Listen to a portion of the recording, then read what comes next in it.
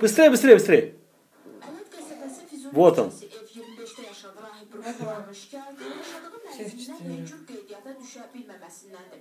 Yardımlarında qeydiyyatda olan rahib artıq 6 ilə yaxındır ki, müvəqqəti qeydiyyatla Ələt qəsəbəsində bu ünvanda yaşayır. Öz evinə daimi qeydiyyata düşmək üçün isə bir sıra çətinliklərlə üzləşir. Mən fəaliyyətçiliklə bu uşaqları böyük etmişəm. Əzabla, əziyyətinə bu evi tikmişəm. 5 ildə burada qaldım.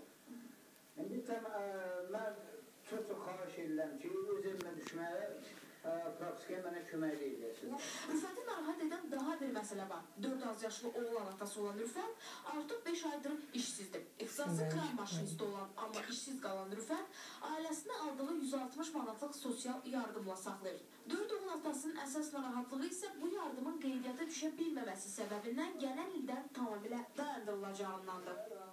Yanvardan da mənim sosial yardımım kəsilir. Praktikada olmasam, yanvardan da mənim sosial yardımım kəsilir.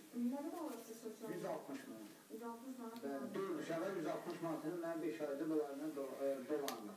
Şikayətçi məndə iş tapmaqla problem yaşayır. Rüfət deyir ki, sosial yardımdan imtina etməyə də hazırdır. Tək işi olsun, işləyib, özü öz zəhməti ilə ailəsini dolandırsın.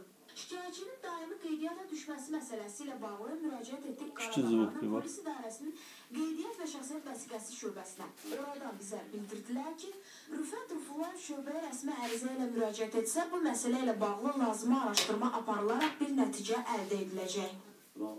Rahib Rüfullar rəsmi olaraq ərizə ilə bizə müraciət etməlidir yaşadığı qeydiyyata alınması üçün.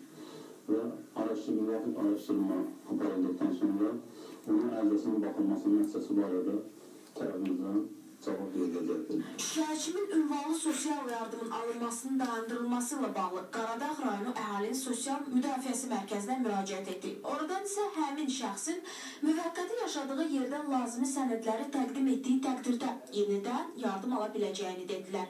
Ünvanlı sosial yardım bir müddətinə təyin olunur. 31 fevral 2013-cü il tarixdə ünvanlı sosial yardım təyin müddəti bitəcək. Bundan sonra buna müraciət edəcək. Ünvanlı sosial yardımla bağlı əgər müvəqqəti yaşadıqları ünvanın müvəqqəti qeydiyyata düşdükdən sonra heç bir problem olmayacaqdır. Biz həmçinin işsiz olan 4 uşaq atasının işə düzəlməsi məsələsinə də aydınlıq gətirmək məqsədi ilə Qaradağ rayonu məşğulluq mərkəzinə yollandıq.